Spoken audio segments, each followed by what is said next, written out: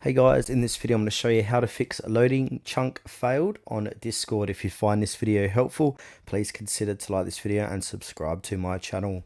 In saying that, let's just jump straight into the video. Okay, so what we need to do is go ahead and close Discord completely. So right click it on the taskbar and then click on close window.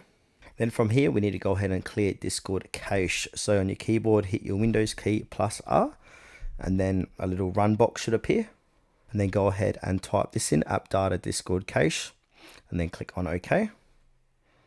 And now delete everything inside the cache, code cache and GPU cache folders. So I'm going to go ahead and highlight everything and click delete and click try again.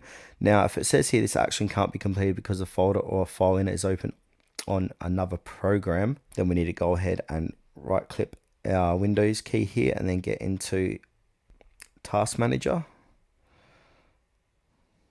And now look for processes. So if Discord's running, just go ahead and manually close them. So I'm just going to scroll down.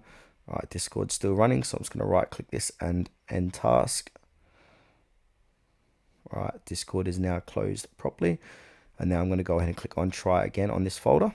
And you can see all those items were deleted. So what this does, or don't worry, I should say, Discord will recreate them later. And then from here, just simply restart Discord and open it again and see if the error is gone. If it isn't gone, we need to go ahead and reinstall Discord. So uninstall Discord, then press Win R again. And now inside of run, we want to go ahead and put in app data, click OK. And now delete any Discord folders. So here's one here, I want to delete that. And now again, we need to make sure we're out of Discord completely. All right, try again.